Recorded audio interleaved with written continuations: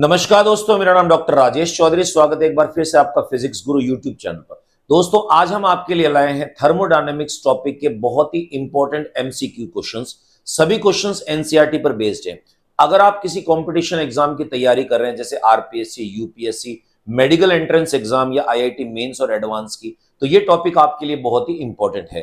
तो दोस्तों, आइए स्टार्ट करते हैं आज का टॉपिक। क्वेश्चन नंबर 16 आपके पास में, ध्यान से देखिए। क्वेश्चन 16 में क्या कह रखा है कि 300 केल्विन पर 1 ग्राम मोल आदर्श गैस को रुद्धोष्म संपीड़ित करने पर अंतिम तापमान 375 केल्विन है। यानी स्टार्टिंग टेम्परेचर, प्रारंभिक तापमान T1 दे रखा आपको, साथ में अंतिम तापमान T2 की वैल्यू आपको दे रखी। ठीक है, इस प्रक्रिया में किए गए कार्य का मान बताइए। अब ध्यान से देखिएगा, आपको T1 दे रखा है, T2 दे रखा है, गामा की वैल्यू दे रखी है और आपसे पूछा है कि रुद्धोष्म रूप से संपीड़ित कर रहे हैं इसको। एडियाबेटिकली अगर मैं कंप्रेस करूं तो इसके कार्य का मान कितना होगा। तो सबसे पहले दोस्तों हम बात करते हैं रुद्धोष्म निकाय में कार्य का फॉर्मूला। कार्य के दो फॉर्मूले होते हैं, पीवी की फॉर्म में होता है और टी की फॉर्म में होता है। यहाँ टेम्परेचर दे रखे हैं तो आपको टेम्परेचर का फॉर्मूला यूज करना पड़ेगा। तो रुद्धोष्म के कार्य का मान होता है W = यहाँ पर होगा NR divided by gamma minus 1। ये R लिखा, गामा है ये ध्यान रखना। और यहाँ होगा T1 माइनस T2, प्रारंभिक तापमान माइनस अंतिम तापमान। अब वैल्यूज पुट कर देते हैं। 1 मोल गैस, इसकी वैल्यू 8.31 होती है तो मैं 8.3 यूज कर रहा हूं इसमें, डिवाइडेड बाय गामा की वैल्यू है 1.5 माइनस 1, T1 माइनस T2। तो T1 की वैल्यू हमारे पास में 300 माइनस T2 की वैल्यू है 375। ऊपर है 8.3, नीचे हो गया ये 0.5, इट विल बी 1/2 और ये हो जाएगा माइनस का 75। देखो 2 गुणा होगा इससे 150, तो 8.3 मल्टीप्लाई माइनस का 150। अब देखिए दोस्तों, जीरो हटा देते हो, पॉइंट शिफ्ट हो जाएगा, माइनस आ गया, 15 के 45 का 5, 4 बन गया हमारे पास में 120, 124, 12452। तो आप कहोगे किए गए कार्य का मान जो हमारे पास है -1245 जूल। अब माइनस क्यों है आपको समझ में आ गया होगा, क्योंकि निकाय जो है वो रुद्धोष्म रूप से संपीड़ित हो रहा है, इसलिए कार्य माइनस आया। तो 16वें क्वेश्चन का हमारा जो करेक्ट आंसर है वो डी ऑप्शन होगा दोस्तों। क्वेश्चन नंबर 17 देखिए, क्या दे रखा है कि स्थिर दाब, प्रेशर की वैल्यू कांस्टेंट दे रखी है, पर किसी गैस के आयतन में प्रसार इतना किया जाता है।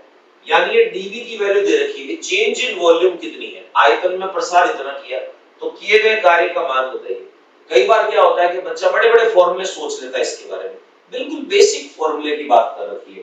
थर्मोडायनामिक्स के फर्स्ट लॉ में, ऊष्मागतिकी के प्रथम नियम में कार्य का एक फॉर्मूला है, dW होता है Pdv।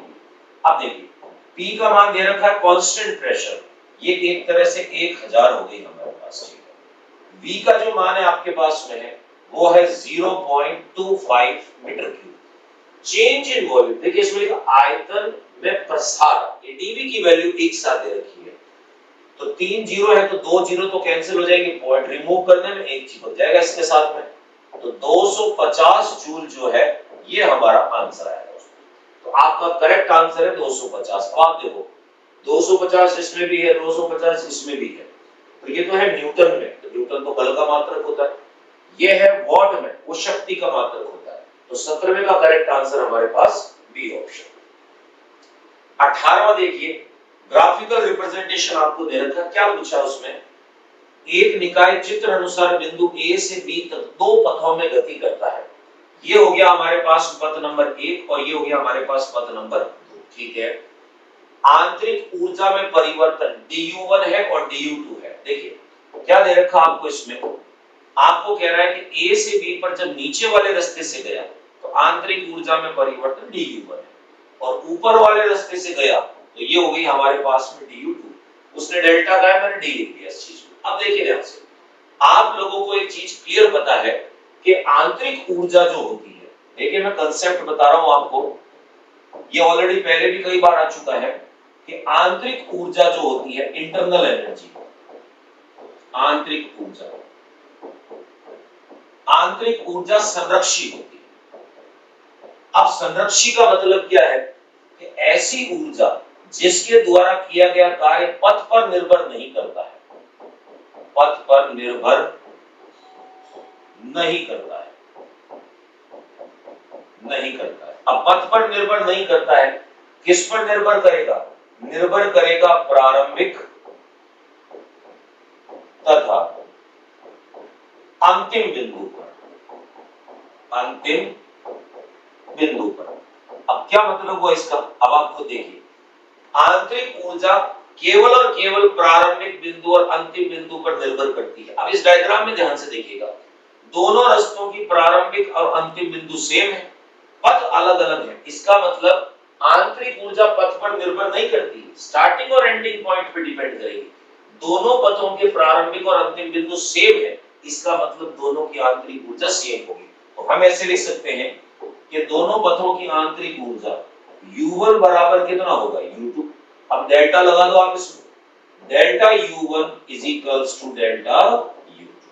तो आप कहोगे प्रारंभिक अंतिम बिंदु सेम है, तो आंतरिक ऊर्जा और उसमें परिवर्तन दोनों की वैल्यू हमारे पास क्या होगी? सेम। तो 18वें का करेक्ट आंसर हमारे पास में है डी ऑप्शन। 19 देखिए क्या दे रखा है, किसी प्रक्रम में निकाय को दी गई ऊष्मा पूर्णतः कार्य में परिवर्तित होगी। ये कहना चाह रहा है ऐसा कोई भी निकाय बताइए जिसमें निकाय को प्रदान की गई ऊष्मा जो है वो 100% कार्य में कन्वर्ट हो जाए, कहीं दूसरे फॉर्म में ट्रांसफर नहीं हो। तो प्यारे बच्चों एक चीज देखिए, थर्मोडायनेमिक्स का पहला नियम क्या कहता है कि dq is equals to dw plus du होता है, ठीक है। अब वो ये कह रहा है कि प्रदान की गई समस्त ऊष्मा कार्य में रूपांतरित हो जाए, वर्क में कन्वर्ट हो जाए, तो उसके लिए क्या चाहिए आपको? du की वैल्यू 0 करनी पड़ेगी। अब du की वैल्यू 0 आप कैसे करोगे? आपको u की वैल्यू कांस्टेंट करनी पड़ेगी, और u की वैल्यू कांस्टेंट करने के लिए आपको t का मान कांस्टेंट करना पड़ेगा। अब आप मुझे बताओ ऐसा कोई निकाय जिसमें t का मान कांस्टेंट होता है, तो उस निकाय को हम कहते हैं समतापीय, आइसोथर्मल। यानी अगर निकाय समतापीय हो तो temperature constant, u constant, u constant है तो परिवर्तन 0। इस कंडीशन में संपूर्ण ऊष्मा जो है वो कार्य में रूपांतरित होगी। तो दिमाग में चीज क्लियर बैठाना, समतापीय निकाय जो होता है, समतापीय निकाय, समतापीय निकाय में प्रदान की गई ऊष्मा निकाय के कार्य के समान हो। अब कई बार बच्चे बोलते सर समतापीय निकाय होता क्या है? ऐसे निकाय जो अवस्था परिवर्तन के होते हैं, अवस्था परिवर्तन के निकाय होते हैं। अब अवस्था परिवर्तन के दो निकाय, 0 डिग्री सेल्सियस बर्फ का 0 डिग्री सेल्सियस पानी में बदलना, स्लो प्रोसेस है, और 100 डिग्री सेल्सियस पानी का 100 डिग्री सेल्सियस वाष्प में बदलना। ऐसे खूब सारे फंडे हैं जो आपको फिजिक्स गुरु डॉक्टर आरसी सर की मोबाइल ऐप जो है उस पे दे रखे हैं, तो उनको ध्यान से डाउनलोड करके आप ये सारे क्वेश्चंस जो है इजी वे में क्लियर कर सकते हो। तो यहाँ पर क्या दे रखा है कि पूर्णतः कार्य में बदलने के लिए निकाय जो हमारे पास में वो आइसोथर्मल होना चाहिए, समतापीय। यानी 19वें क्वेश्चन का हमारा करेक्ट आंसर है सी ऑप्शन दोस्तों। 20वां क्वेश्चन क्या दे रखा है, एक बहुपरमाणिक गैस यानी पॉली एटॉमिक गैस की बात कर रहा है, जिसमें गामा का मान इसने 4/3 दे रखा है। आयतन रुद्धोष्म प्रक्रिया से संपीड़ित किया जाता है, यानी कंप्रेस कर रहे हैं, तो संपीड़ित करोगे इसका मतलब वॉल्यूम क्या होगी? रिड्यूस होगी। मूल आयतन का 1/8 गुना कर दिया जाता है। तो बताइए P0 का मान कितना होगा? यानी मूल तापमान जो है, प्रारंभिक तापमान दाब जो है, प्रेशर P0 दे रखा है, तो अब नया प्रेशर कितना होगा? तो सबसे पहले देखिएगा कि प्रोसेस कौन सा इस्तेमाल किया जा रहा है। प्रोसेस है रुद्धोष्म, हमारे पास एडियाबैटिक, बात कर रहा आयतन की और दाब की। तो प्यारे बच्चों रुद्धोष्म प्रक्रिया की मैं अगर बात करता हूं तो रुद्धोष्म में आपसे कहा जाए P और V के बीच में कोई जनरल इक्वेशन, हम कहेंगे बिल्कुल P V to the power gamma is equals to constant होता है। अब इसको आप ऐसे बना सकते हो कि P1 V1 gamma is equals to P2 V2 gamma, ऐसा लिखा जा सकता है। अब देखो जो वैल्यूज दे रखी है वो लिख दे। प्रारंभिक दाब P0 है, पहले आयतन इसका V था, V की पावर गामा, गामा की वैल्यू भी नहीं लिख रहा मैं। बाद में प्रेशर कितना है कैलकुलेट करना है। बाद में आयतन जो है वो मूल आयतन का 1/8 हो गया, तो मैं इसकी जगह लिख सकता हूं V/8 और यहां पर बन गया गामा। मुझे P2 निकालना है, इसको नीचे शिफ्ट करो तो P2 इज इक्वल्स टू क्या बन जाएगा P0 और दोनों की पावर गामा है तो मैं इसे लिख सकता हूं V/V/8 और पावर बन गई गामा, V से भी कैंसिल आउट हो गया। ये आ जाएगा P0 और साथ के अंदर में 8 और गामा। अब गामा की वैल्यू डाल दो 4/3। मेरे प्यारे बच्चों इसको ऐसे लिखा जा सकता, देखो P0 यहां लिख दिया, 8 जो है उसको मैं लिख सकता हूं 2 की घात 3 और ये बन जाएगा 4/3, कैंसिल आउट हो गया। अब 2 जो है उसकी पावर 4 हो गई, यानी 2 को जो है वो 4 बार मल्टीप्लाई करना।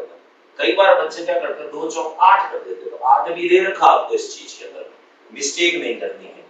तो P2 is equals to P0 हो गया हमारे पास, 2 को 4 बार मल्टीप्लाई करोगे तो 16 आएगा हमारे पास। तो आप कहोगे नया प्रेशर जो है वो इनिशियल प्रेशर का 16 टाइम हो जाएगा, 16 गुना हो जाएगा। तो 16 गुना कौन सा हमारे पास में बी, 20वें का सही आंसर हमारे पास है बी ऑप्शन। अगला देखिए, डायग्राम आपके सामने है और आपसे पूछ रहा है समतापीय समदाबीय प्रक्रम में एक समान आयतन परिवर्तन के लिए प्रक्रम के लिए किए गए का मान अधिकतम किस में होगा। ये जो आपको ग्राफ दे रखा, इस सारे ग्राफ की विवेचना मैं आपके सामने कर देता हूं, ध्यान से देखिएगा ये ग्राफ है क्या। सबसे पहली चीज तो वॉल्यूम बढ़ रही है, वॉल्यूम बढ़ रही है इसका मतलब ये ग्राफ हमारे पास किसका है, प्रसार का, एक्सपांशन का। पहली चीज क्लियर।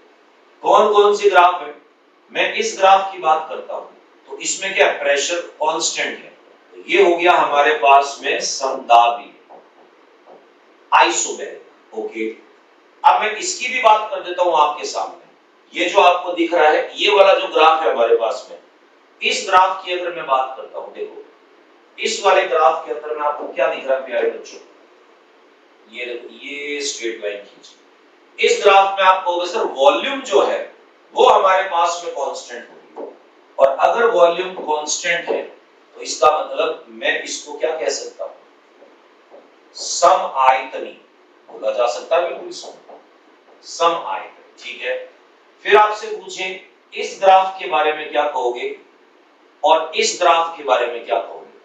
इसका ढाल ज्यादा है, तो ये वाला जो ग्राफ हमारे पास में है ये कहलाएगा रुद्धोष्म। क्या कहलाएगा, रुद्धोष्म।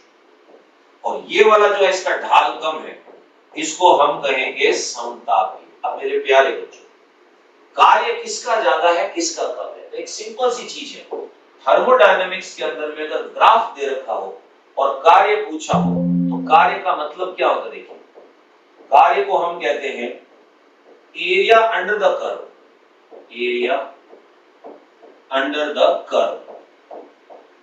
इसका मतलब क्या हुआ, वक्र के नीचे का क्षेत्र,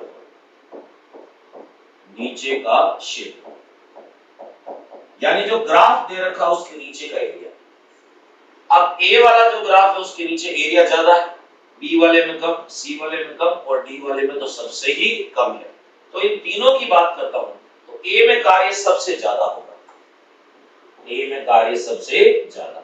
अब ए हमारे पास में जो है इसको हम कहेंगे समदाबीय, समदाबीय में कार्य सबसे ज्यादा। उसके बाद में बी का एरिया कम है तो कार्य जो है हमारे पास में समतापीय में सेकंड नंबर पे। और लास्ट हम बात करते हैं किसकी, रुद्धोष्म की। एडियाबैटिक में कार्य सबसे कम। अब आपको देखिए सबसे ज्यादा कार्य किसमें है, समदाबीय के अंदर में। आइसोबैरिक प्रोसेस जो है उसमें वर्क डन मैक्सिमम होगा due to the maximum area traced by the curve. अधिकतम क्षेत्रफल तय होने के कारण इस वक्र का क्षेत्रफल सबसे ज्यादा। 21वें का करेक्ट आंसर बी ऑप्शन। 22वें को ध्यान से देखिएगा, 22वें में क्या पूछ रहा है, चित्र आपको दे रखा है, किसी एक परमाणु आदर्श गैस की बात कर रहा है, ठीक है। आपसे कह रहा है कि चक्र A B C D A के अनुरूप गति करता है, ए से बी, बी से सी, सी से डी, डी से ए। इस दौरान किया गया कार्य कितना होगा। मेरे प्यारे बच्चों, अभी जस्ट पिछले क्वेश्चन में बताया मैंने, कार्य जो होता है वो होता है, जो आकृति आपको दे रखी है उसका एरिया निकालना। पिछले वाले में से तो कोई विशेष आकृति थी नहीं, तो कैलकुलेशन नहीं करके हम ये कह सकते थे कि एरिया कम ज्यादा किसका है। अब यहाँ तो डाटास मुझे दे रखे हैं तो मैं एरिया निकाल सकता हूँ। तो कार्य बराबर होगा हमारे पास में आकृति, शेप जो है A B C D A का क्षेत्रफल, तो इससे वैल्यू आ जाएगी और क्लॉकवाइज एंटी क्लॉकवाइज में प्लस माइनस डिसाइड कर देगा, ठीक है। देखते हैं W इज इक्वल्स टू, चौकोर आकृति दिख रही है आयत की, तो इसका क्षेत्रफल क्या होगा, लंबाई इंटू चौड़ाई। मान लो मैं इसको लंबाई मान लेता हूं, तो वॉल्यूम V से 3V तक जा रही है, तो लंबाई हमारे पास कितनी होगी 3V माइनस, ठीक है, मल्टीप्लाई। प्रेशर की बात करें यहां से हम P से लेकर 3P तक जा रहा है, तो ये हो गया आपके पास में 3P minus, okay. W is equals, यहां से निकलेगा 2V और यहां से निकलेगा प्यारे बच्चों 2V, मल्टीप्लाई कर दो। W इज इक्वल्स टू हो गया 4PV। अब 4PV है, ये प्लस का है कि माइनस का है, तो ध्यान से देखिए, ग्राफ जा रहा है क्लॉकवाइज में, तो इतना पता है कि अगर हमारा ग्राफ क्लॉकवाइज में है, दक्षिणावर्त में है, तो कार्य की वैल्यू क्या होगी, पॉजिटिव, प्लस 4PV हमारा आंसर है। तो सी ऑप्शन 22 क्वेश्चन का करेक्ट आंसर हुआ। क्वेश्चन नंबर 23 देखिए, बहुत इंपॉर्टेंट क्वेश्चन है, एग्जाम में आने लायक क्वेश्चन। क्या चीज बोल रखी है, एक कारनोट इंजन के W/Q का मान 1/6। आप लोगों को पता है कि दक्षता का फॉर्मूला होता है W/Q, तो एक तरह से आपको W/Q की वैल्यू देके ये दक्षता दे रहा है, एक तरह से 1/6, 100 से गुणा करोगे परसेंटेज में आ जाएगा, ठीक है। यदि सिंक का तापमान 62 डिग्री सेल्सियस से घटाते हैं तो इस अनुपात का मान दुगुना हो जाता है, यानी दक्षता जो है वो डबल हो जाएगी, ठीक है। तो सिंक तथा सोर्स का तापमान बताइए कितना होगा। देखिए, दो कंडीशन दे रखी है, ये पहली स्थिति की बात कर रहा है इसमें, ये प्रथम स्थिति है। अब प्रथम स्थिति में क्या है मेरे प्यारे बच्चों, फर्स्ट कंडीशन में W/Q की वैल्यू दे रखी है 1/6, ना तो सोर्स का टेम्परेचर है ना सिंक का टेम्परेचर है, दोनों को हम मान लेते हैं कुछ इसमें। तो आपको एक दक्षता का फॉर्मूला और पता है, 1 - T2/T, ये पता है। अब इसकी वैल्यू मेरे पास में 1/6 होगी, क्यों, दक्षता 1 - T2/T1, दक्षता W/Q भी होती है तो 1/6 होगी। मैं एक काम करता हूं, इनकी जगह इंटरचेंज कर देता हूं, तो क्या बन जाएगा मेरे पास में T2/T1 इज इक्वल्स टू, ये यहां जाएगा 1 - 1/6, तो मेरे प्यारे बच्चों ये हो गया 5/6। तो आपके पास एक इक्वेशन बची, T2/T1 is equals to 5/6, first equation. जरूरत पड़ेगी तब कभी निकाल देंगे, जुगाड़ मत पे डालना कि यहां से भाग लगाना स्टार्ट करो, ये सेल्सियस में हमारा आंसर केल्विन में आएगा। अब सेकंड कंडीशन में क्या करिए, सिंक का टेम्परेचर 62 डिग्री कम कर देते हैं, तो पहले T2 था, अब T2 - 62 हो गया हमारे पास, सेम वैल्यू रखेंगे इसमें, ठीक है।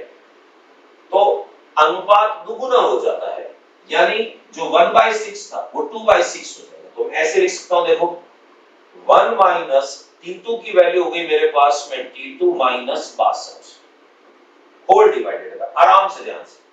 T1 जो मेरे पास है इसकी वैल्यू वही है जो पहले थी, तो मैंने लिख दिया इसका T1 इज इक्वल्स टू, अनुपात डबल हो जाएगा तो 2/6। वापस बताए दो, सिंक का टेम्परेचर पहले T2 था, अब हो गया T2 - 62, -62 करने से रेशियो डबल हो गया, जो 1/6 था वो 2/6 हो गया।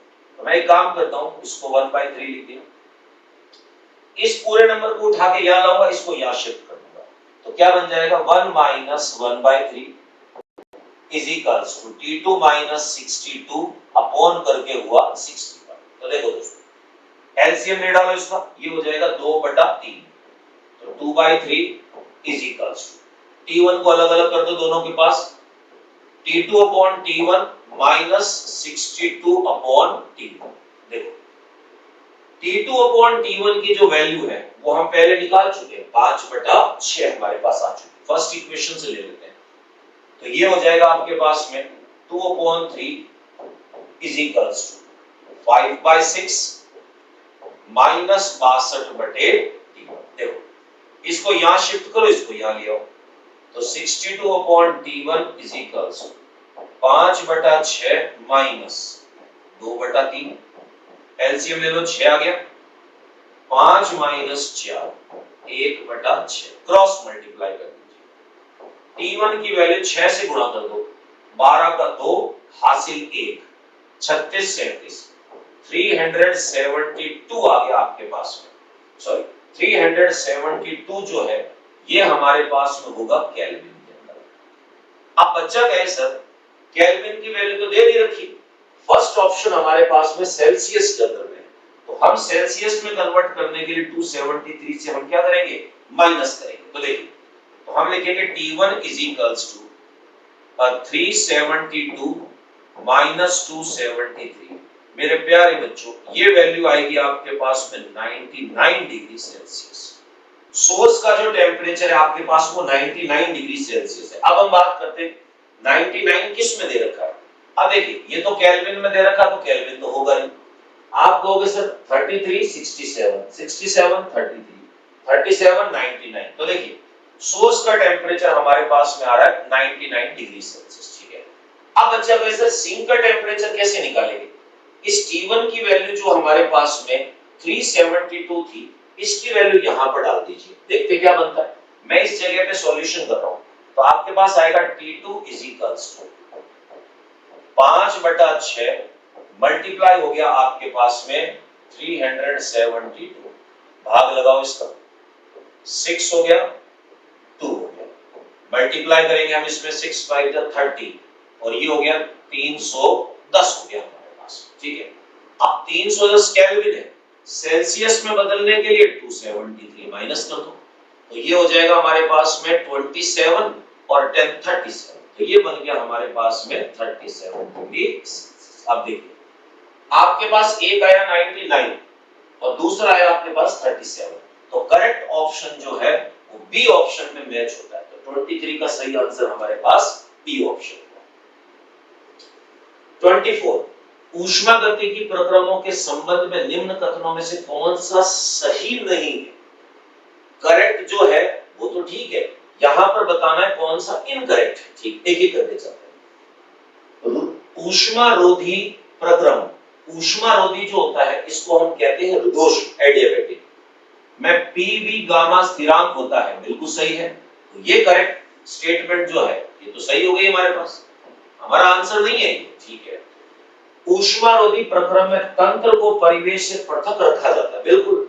एडियाबैटिक रुदोष में निकाय और वातावरण के मध्य कोई संबंध नहीं होता है, ऊष्मा का आदान प्रदान नहीं होता है, तो ये भी सही हो गई, पर हमारा आंसर नहीं, हमें तो गलत बताना है। सम आयतनी प्रक्रम में दाब मान स्थिर रहता है, ठीक है। बच्चे बोले सर सम आयतनी की बात कर रहा है इसमें, सम आयतनी जो होता है मेरे प्यारे बच्चों, सम आयतनी इसमें V की वैल्यू कांस्टेंट होती है, ना कि प्रेशर की वैल्यू, तो इसका मतलब ये गलत है हमारे पास में, ठीक है। डी को भी चेक कर दे। समतापीय प्रक्रम में तापमान कांस्टेंट है, बिल्कुल, टेम्परेचर की वैल्यू सेम रहेगी आइसोथर्मल में, तो आप कहोगे ये सही है, तो सही नहीं बताना था हमें, गलत बताना था, सी ऑप्शन गलत है, परंतु हमारा आंसर जो है 24 का वो सी ऑप्शन आंसर होगा। नेक्स्ट आपसे कह रहा है कि जिस तंत्र ने 2 किलो कैलोरी ऊष्मा का अवशोषण किया हो, यानी कोई भी एक सिस्टम है हमारे पास में, आप सिस्टम कह सकते हो, कोई इंजन कह सकते हो, कितनी ऊष्मा खींच रहा है, 2 किलो कैलोरी, मान ली बात, तो मैं यहां लिख देता हूं इसमें, कोई भी एक तंत्र जो है उसके द्वारा खींची गई ऊष्मा dq जो है उसका मान है 2 किलो कैलोरी। अब 2 किलो कैलोरी का मतलब होता है 2000 कैलोरी, मान ली बात इसमें, और 500 जूल कार्य किया है, तो आप कहोगे dw की वैल्यू जो हमारे पास है वो है 500 जूल। मेरे प्यारे बच्चों एक जूल में है, एक कैलोरी में है।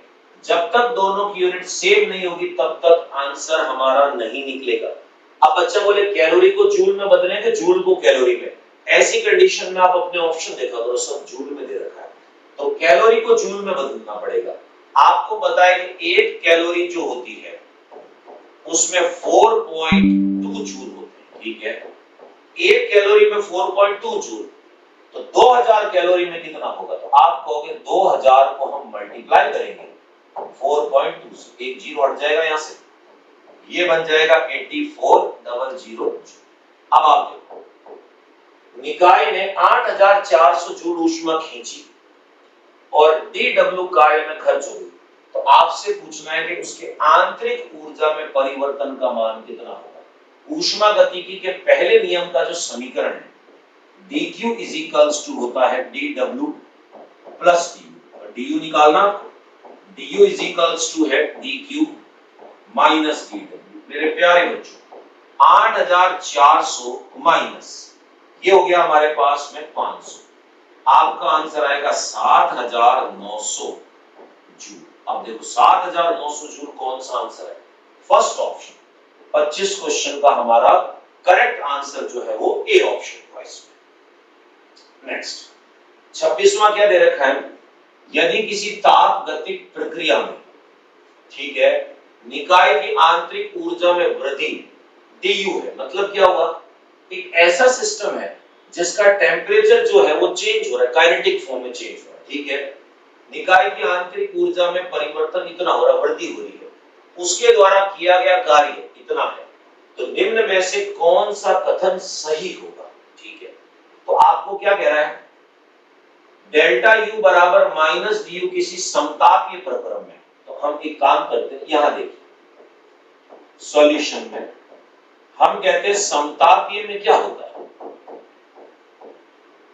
समतापीय के अंदर में डेल्टा U जो है इसकी वैल्यू 0 हो जाती है, इसकी वैल्यू 0 हो जाएगी तो क्या होगा?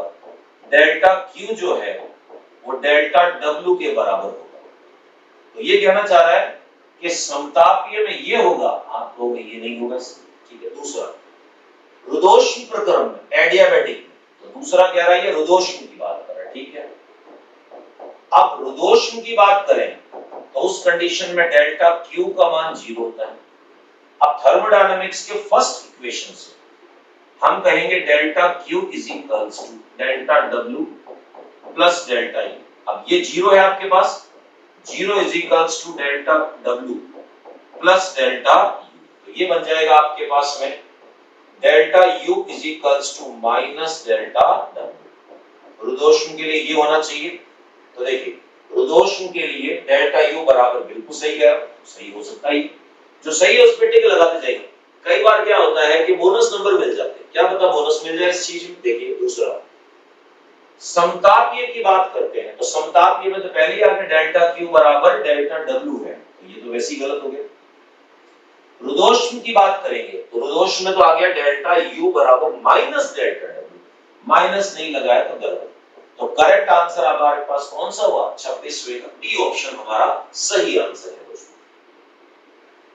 क्वेश्चन 27 देखिए, एकल परमाणुविक गैस, मोनोएटॉमिक गैस जो है उसका प्रेशर जो है वो P1 है और आयतन V1, ठीक है।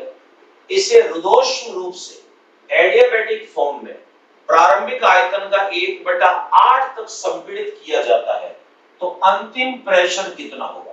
दो चीजें दिमाग में रखना। पहली चीज कि यहां पर रुदोष्म प्रोसेस इस्तेमाल हो रहा है। नंबर सेकंड, आयतन और दाब के बीच का संबंध बता रहा है। तीसरा, गामा का मान इसने मोनोएटॉमिक देके दे दिया। तो देखिए दोस्तों, अगर मैं इसको रुदोष्म रूप से बात करता हूं तो हम कहेंगे रुदोष्म रूप से एडियाबैटिक क्या होगा हमारे पास में? P1 V1 गामा बराबर P2 V2 गामा, ये इक्वेशन बनती है। गामा की वैल्यू की मैं बात करता हूं, गामा इज इक्वल्स टू होता है 1 + 2 अपॉन f। मोनोएटॉमिक के लिए f का मान 3 होगा, तो ये हो जाएगा आपके पास में 5/3, जिसको 1.67 भी कह सकते हैं। क्लियर? ओके। अब आपको सबकी वैल्यू डालनी, पहले प्रेशर और वॉल्यूम P1 V1, तो हम कहेंगे ये तो रहेगा P1, ये रहेगा V1 और गामा की वैल्यू है 5/3। P2 प्रेशर आपको कैलकुलेट करना है। आयतन कितना कर दिया, प्रारंभिक आयतन का 1/8 कर दिया, यानी पहले V1 था, अब V1/8 हो गया। पावर हो गई हमारे पास में 5/3। अब ये P2 निकालना, इन सबको शिफ्ट करो यहां से, तो P2 बराबर कितना आएगा, P1 ब्रैकेट बनाया, V1 अपॉन, दोनों की पावर सेम है, अंदर के नंबर को डिवाइड कर देंगे, V1 डिवाइडेड बाय 8 और ये है 5/3। V1 से V1 कट गया, 8 ऊपर आ जाएगा, P1 8 जो है इसकी पावर 5/3। दिमाग लगाना पड़ेगा आपको, 8 को ऐसा लिखा जा सकता है, देखो 2 की घात 3 और ये हो गया 5/3, कट गया आपस के अंदर, 2 की घात 5, 2 को 5 बार गुणा करना 32 आएगा, तो ये होगा 32P।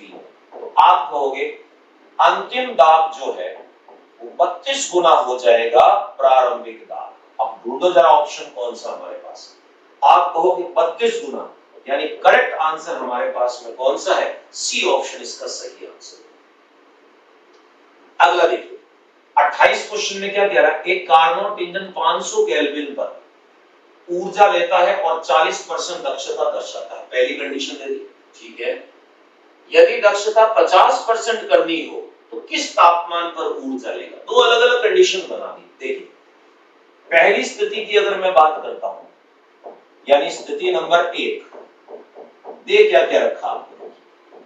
फर्स्ट कंडीशन में कह रहा है यदि कार्नोट इंजन 500 केल्विन पर ऊष्मा लेता है, ऊर्जा किससे ले रहा है, सोर्स से ले रहा है, तो सोर्स का टेम्परेचर दे रखा है और अच्छी बात है केल्विन में दे रखा है 500 केल्विन, ठीक है। अब दक्षता जो है इसकी वो इतनी दे रखी है आपको 40%। अब 40% को कैसे लिखते हैं, 40/100 लिख दिया, 20 से काटा आपने 2/5। अब दक्षता का फॉर्मूला टेम्परेचर की फॉर्म में, ताकि सिंक का टेम्परेचर हम निकाल सकें, क्या बन जाएगा, देखिए दक्षता बराबर 1 - T2/T1, वैल्यू डाल देते हैं इसमें, ये बन जाएगा आपके पास में 2/5, 1 - T2 की वैल्यू पता नहीं, T1 की वैल्यू हमारे पास है 500। अब इसको उठा के इधर शिफ्ट करो, इसको इधर ले आओ, तो ये बन जाएगा हमारे पास T2/500, 1 - 2/5, कितना बन गया ये हमारे पास 3/2, 3/5, कट गया आपस में ये 100। तो T2 का मान हमारे पास में कितना हुआ 300 केल्विन, आंसर नहीं है ये, सिंक का टेम्परेचर आ गया 300 केल्विन। अब सेकंड केस के अंदर में कुछ और चर्चा कर रहा है, कारण क्या है कि पहली स्थिति से दूसरी स्थिति में कोई डाटा रखवाना है इसको। अब अगर दक्षता 40 की जगह 50% करनी हो तो बताइए अब किस तापमान पर ऊष्मा लेगा। T1 की वैल्यू कितनी है, T2 की वैल्यू तो फिक्स दे रखी है आपको इसमें, तो देखिए आपको दक्षता का फॉर्मूला पता है 1 - T2/T1, दक्षता कर दी है 50%, तो 50/100 हो गया हमारे पास, 1 - T2 की वैल्यू है 300। अब नया सोर्स का टेम्परेचर निकालना है, तो ये हो जाएगा आपके पास में 1/2, इसको इधर शिफ्ट करो 1/2 को याद रखो, तो ये बन जाएगा 300/T1 इज इक्वल्स टू 1 - 1/2, एक में से आधा गया तो आधा ही बचता है, 1/2 क्रॉस मल्टीप्लाई कर दो, T1 की वैल्यू हो जाएगी हमारे पास में 600 केल्विन। सिंक का टेम्परेचर फिक्स रखे, अगर सोर्स का टेम्परेचर में 600 केल्विन कर दूं तो दक्षता कितनी हो जाएगी 50%। तो 28वें का हमारा करेक्ट आंसर जो है वो सी ऑप्शन है दोस्तों। अब 29 क्वेश्चन क्या दे रखा है, ये कह रहा है कि रुद्धोष्म रूपांतरण में कौन सी राशि कांस्टेंट रहती है। प्यारे बच्चों ध्यान से देखिएगा, आप लोगों से यहां पर पूछा है रुद्धोष्म, रुद्धोष्म की बात कर रहे हैं। अब रुद्धोष्म निकाय क्या होता है, ऐसा निकाय जिसमें ऊष्मा का स्थानांतरण वातावरण से निकाय में नहीं होता है, निकाय से वातावरण में नहीं होता है। इसका मतलब हम ये कह सकते हैं रुद्धोष्म निकाय में क्या होगा, निकाय की कुल ऊष्मा कांस्टेंट रहती है, निकाय की कुल ऊष्मा जो है, कुल ऊष्मा स्थिर रहेगी, कांस्टेंट, ठीक है। अब देखते हैं टेम्परेचर की बात कर रहा है, तो भैया टेम्परेचर कांस्टेंट होता है सम तापीय में, तो समतापीय तो पूछ नहीं रहा। दाब, दाब होता है समदाबीय में, आइसोबैरिक, ये भी समदाबीय पूछ नहीं रहा। तंत्र की कुल ऊष्मीय ऊर्जा, बिल्कुल सही है, ये होता है हमारे पास में किसमें, रुद्धोष्म में, बात सही बिल्कुल भी। फिर कह रहा है आयतन, आयतन होता है सम आयतनी, आइसोकोरिक।